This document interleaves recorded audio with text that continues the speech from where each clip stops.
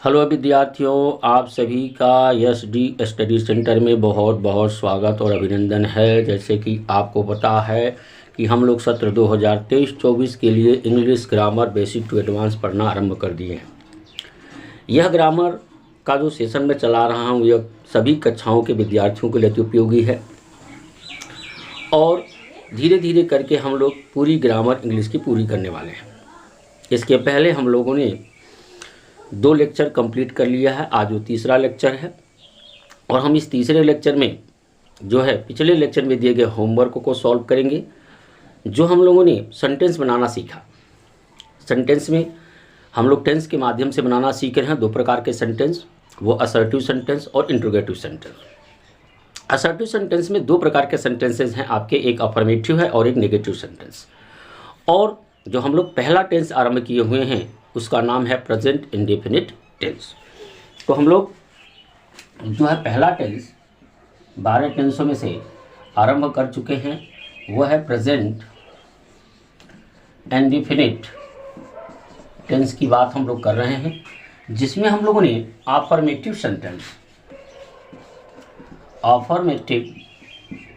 Sentence के नियम पढ़ लिए हैं, इसके उदाहरणों को देख लिया है और मैंने पिछले वीडियो में आपको इसके लिए होमवर्क भी वीडियो में ऐड कर दिया था।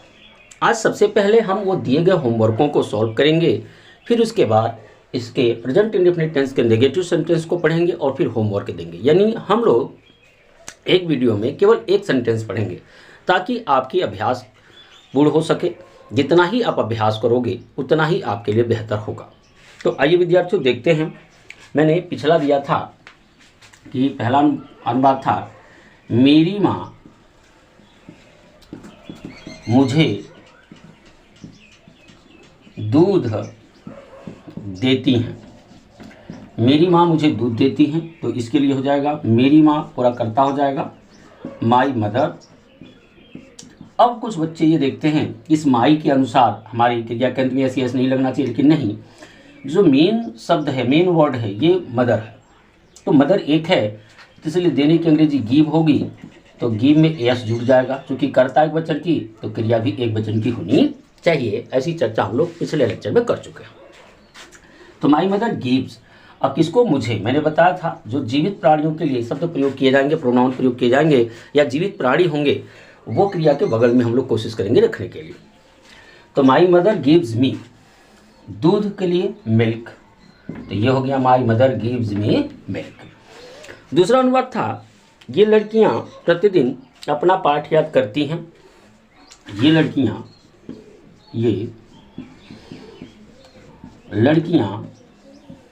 प्रतिदिन अपना पाठ याद करती हैं। तो आप देख सकते हैं ये लड़कियां, ये पूरा का पूरा करता हुआ कौन सी लड़कियां अपना पाठ याद करती हैं? तो ये लड़कियां, क्योंकि क्रिया में यदि हम कौन लगाकर प्रश्न करते हैं तो हमें कर्ता का पता चल जाता है, तो जो उत्तर आता है वही कर्ता होता है।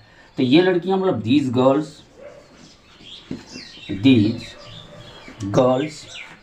याद करना का अंग्रेजी होता लर्न। तो आप देख सकते हो ये बहुवचन है, तो क्रिया में ऐसी जोड़ने की जरूरत नहीं, बहुवचन कर्ता, बहुवचन की क्रिया। हमने पिछले लेक्चर में बताया था कि जो क्रिया की मूल अवस्था होती है वो होती है बहुवचन में। तो दीज गर्ल्स लर्न, अपना की अंग्रेजी यहाँ पर बहुवचन के लिए हमने पिछले लेक्चर में बताया था कि देयर लगेगा। तो दीज गर्ल्स लर्न देयर, पाठ का लेसन्स, ठीक है, प्रतिदिन का एवरीडे या डेली आप लगा सकते हैं। तो these girls learn their lesson daily. तो हमने 2 अनुवाद क्लियर कर लिया। तीसरा होमवर्क था कि मैं खाना खाता हूँ।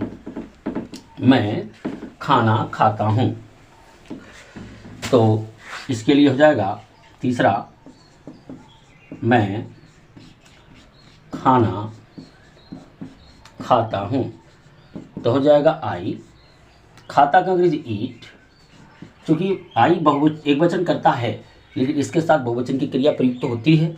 आई ईट, खाना का फूड, तो इसलिए क्रिया में ऐसे यस नहीं लगाएंगे, तो अनुवाद हो जाएगा आई ईट फूड।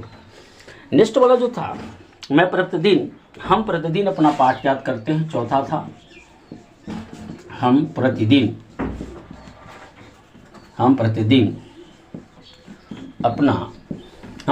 पाठ याद करते हैं। हम प्रतिदिन पाठ याद करते हैं। तो आप देख सकते हो कि हम की अंग्रेजी वी हो जाएगी, याद करना हो जाएगा लर्न, LEARN, बहुवचन करता, बहुवचन की क्रिया, इसलिए इस क्रिया के अंत में एस लगाने की जरूरत नहीं है, वी लर्न, लेसन, ठीक है, प्रतिदिन का एवरी डे लिखो या डेली लिखो, बात वही है। नेक्स्ट वाला जो क्वेश्चन था वो ये था कि यह लड़का अपने अध्यापक की आज्ञा का पालन करता है। यह लड़का अपने अध्यापकों की आज्ञा का पालन करता है। तो ये था। तो इसका अनुवाद हम लोग यह लड़का मतलब दिस बॉय, वह लड़का दैट बॉय, ऐसे लिखते हैं।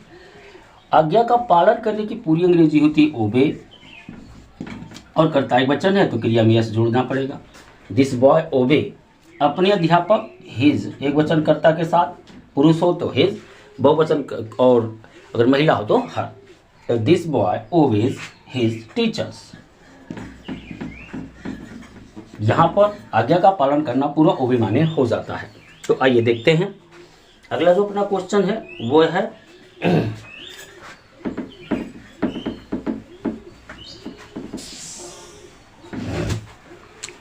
वो है वर्षा ऋतु में कभी कभी जोर से बारिश होती है।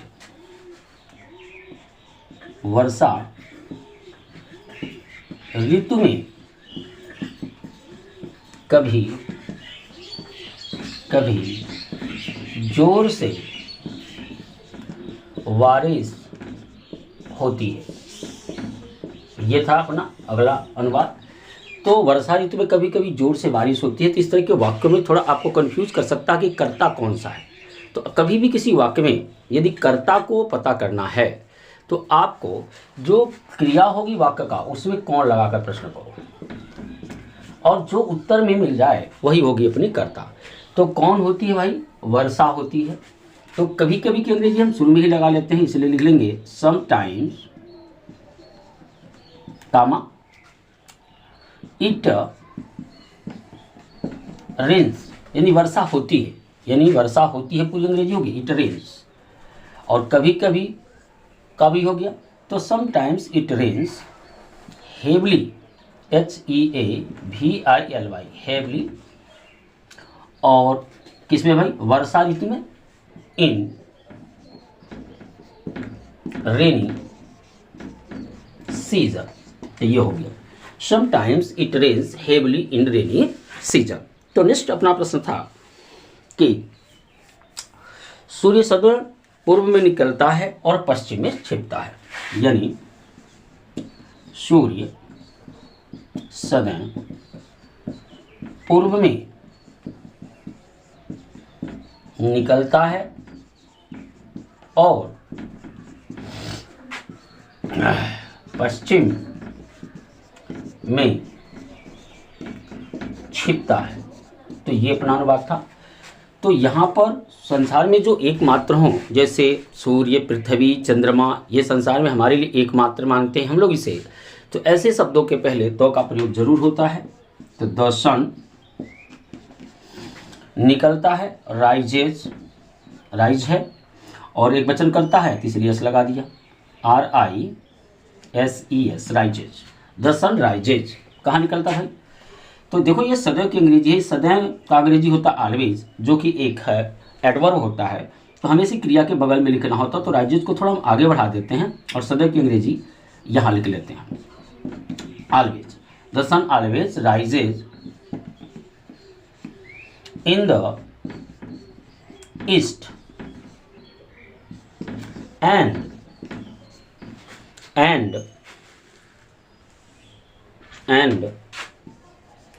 sets in the west. And sets in the west. तो ये हो गया आपकी जो है सूर्य सदैव पूर्व में निकलता है और पश्चिम में छिपता है। जो अपना नेक्स्ट प्रश्न है वो ये है, गर्मियों में गर्म हवा चलती है। तो अगला जो हमने होमवर्क दिया था उसमें था गर्मियों में गर्म हवा चलती है। गर्मियों में गर्म हवा चलती है। गर्मियों में गर्म हवा चलती है तो कौन चलती है भाई? गर्म हवा। तो हॉट विंड ये करता हो जाएगा, हॉट विंड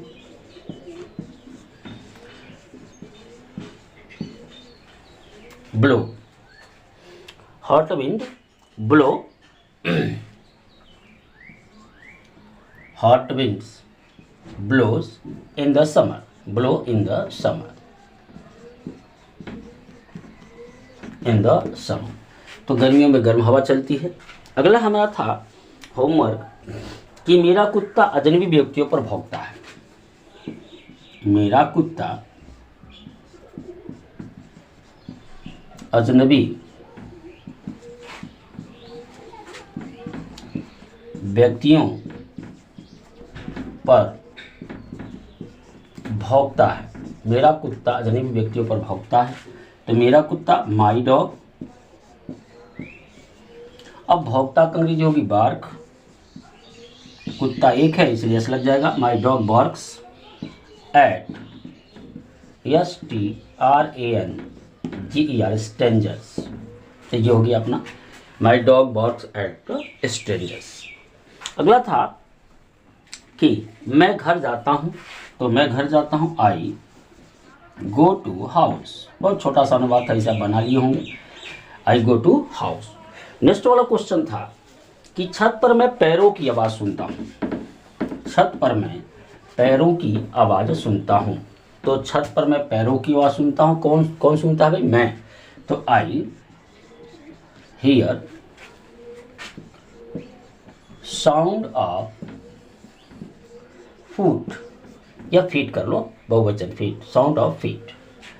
तो I hear sound of feet, ठीक है, at the roof, at the roof. ये हो गया उसका अनुवाद, I hear sound of feet at the roof. Next वाला है जो क्वेश्चन है वो ये है कि मेरा मित्र अक्सर चुप रहता है। मेरा मित्र मतलब माई फ्रेंड, मेरा मित्र अक्सर, तो अक्सर के लिए ऑफ्टन लगाते हैं, ऑफ्टन। चुप रहने के लिए होता कीप, फ्रेंड एक है जैसा लगा keeps, QUIET, quiet. My friend often keeps quiet. तो ये था हमारा पिछला होमवर्क जिसे हम लोगों ने कर लिया, और आशा करता हूँ कि आप अपने होमवर्क को लेकर जरूर बैठे होंगे और इसे मिलान कर लिए होंगे। अगर इसके बाद भी कहीं आपको दिक्कत है, प्रॉब्लम है, समस्या है, तो आप कमेंट बॉक्स में हमें कमेंट करके ज़रूर बताएं। मैं आपका उस समस्याओं को दूर करने की कोशिश करूँगा निश्चित तौर से। तो आइए अब हम लोग पढ़ने वाले हैं प्रेजेंट इंडेफिनिट टेंस के नेगेटिव सेंटेंस की बात करेंगे। जो नेगेटिव सेंटेंस है वो असर्टिव के अंतर्गत ही आता है। असर्टिव सेंटेंस में दो तरह के सेंटेंसों को हम लोग पढ़ेंगे, एक अफर्मेटिव सेंटेंस, दूसरा नेगेटिव सेंटेंस की बात हम लोग करते हैं, और उसके बाद हम लोग इंट्रोगेटिव सेंटेंस। यानी हर टेंस को, यानी 12 टेंसों को बनाते समय हम लोग केवल 3 प्रकार के सेंटेंसों की, 2 प्रकार के सेंटेंसों की मुख्य रूप से चर्चा करेंगे, असर्टिव, इंट्रोगेटिव। असर्टिव में हमें अफर्मेटिव और नेगेटिव पढ़ना है, और बाकी इंट्रोगेटिव तो अकेला है ही। तो इसमें जो रूल नंबर 1 क्या है उसको हम लोग देखते हैं। ही, सी, इट तथा एक वचन कर्ता के साथ, ही, सी, इट तथा एक वचन कर्ता के साथ सहायक क्रिया DOES डच का प्रयोग करते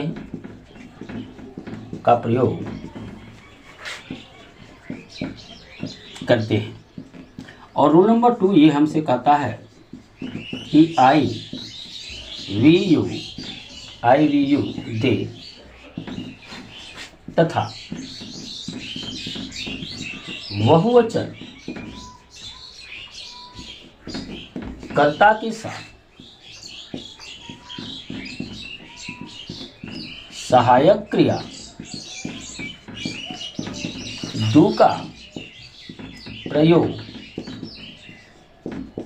करते हैं। ये हो गया अपना दूसरा रूल, ये डू का प्रयोग करते हैं।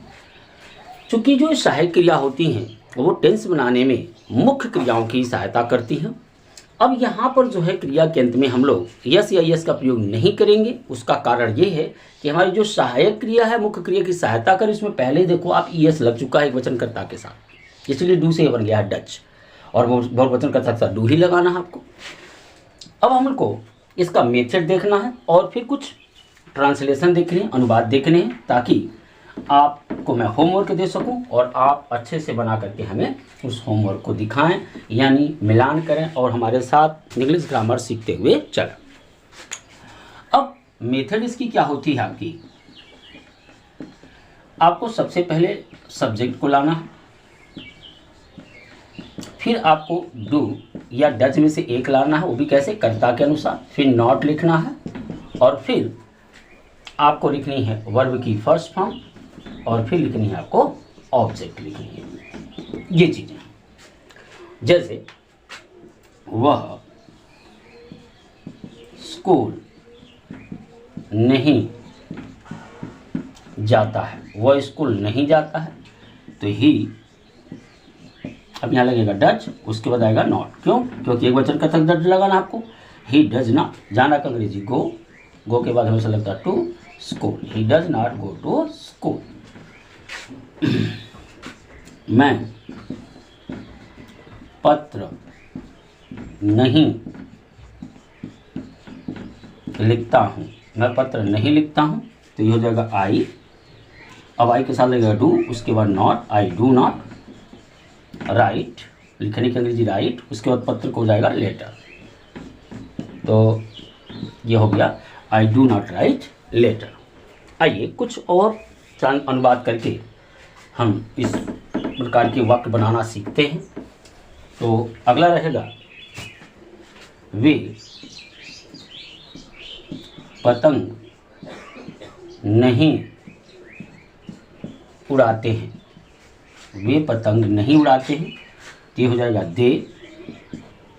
अब दे के साथ लगेगा डू, उसके बाद आएगा नॉट, दे डू नॉट, उड़ाना का अंग्रेजी होता है फ्लाई, अब पतंग का हो जाएगा kite, they do not fly kite. तो आशा करता हूँ कि आपको बातें समझ में आ गई होंगी और निश्चित तौर से आप अनुवाद को कर पाएंगे। आइए एक आध अनुवाद और करके दिखा देता हूँ। राधा एक गीत नहीं गाती है, राधा एक गीत नहीं गाती है, तो हो जाएगा Radha does not sing, Radha does not हो गया, गाती का अंग्रेजी लाए, फिर एक गीत और सॉन्ग। तो ये हो गया आपके कुछ उदाहरण जिसको हमने आपको समझाया कि आपके नेगेटिव सेंटेंस कैसे बनेंगे।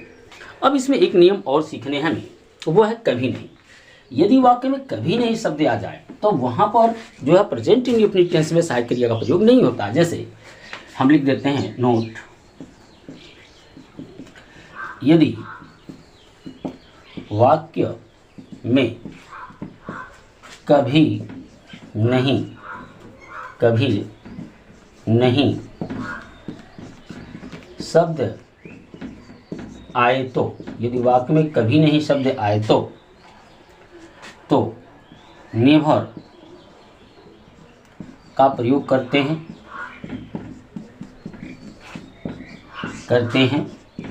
किंतु इसके साथ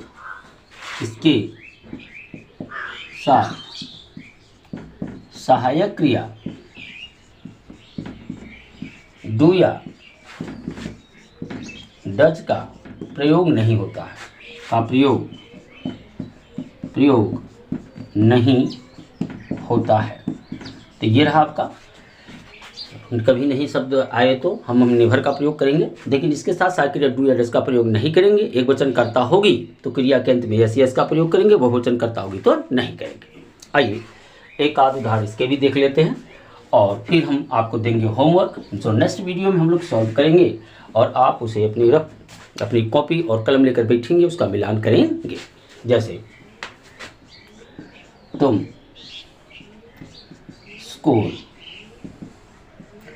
कभी नहीं जाते हो, तुम स्कूल कभी नहीं जाते हो, तो you never go to school.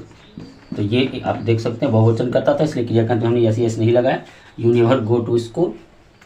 ठीक है, वह कभी पुस्तक नहीं पढ़ता है, वह कभी पुस्तक नहीं पढ़ता है। तो आप देख सकते हो क्या यूज होगी ही। अब कभी नहीं के लिए नेवर, पढ़ना का अंग्रेजी रीड, लेकिन करता है वचन इसलिए ऐसा लग जाएगा he never reads a book. तो आशा करते हैं कि आप नेवर वाला भी आराम से बना पाएंगे। तो फिर मैं आपको दे रहा हूँ होमवर्क और फिर मिलते हैं अगले नेक्स्ट वीडियो में। और इस होमवर्क को जो दिए गए होमवर्क होंगे उसको सॉल्व करेंगे, फिर हम लोग इंट्रोगेटिव सेंटेंस के पढ़ेंगे। यानी एक टेंस में कम से कम छोटे छोटे 3 जो है लेक्चर होंगे और फिर उस टेंस को कंप्लीट करते हुए हम लोग आगे चलेंगे। यानी 12 टेंस कंप्लीट करेंगे, उसके बाद कुछ और यूजेज हैं उनको भी कंप्लीट करेंगे। Active voice, passive voice, narration, इन सारी चीज़ों को हम लोग पढ़ते हुए पूरी ग्रामर जो 9, 10, 11, 12 सबके लिए एक बराबर होगी वो आप सीख लोगे। तो आपके प्रतियोगी परीक्षाओं या आपके जो एकेडमी लेवल पर जो एग्ज़ाम्स हैं उसमें अच्छे अंक प्राप्त कर सकते हैं। तो फिर मिलते हैं नेक्स्ट वीडियो में, तब तक के लिए हम आपसे इजाज़त लेते हैं।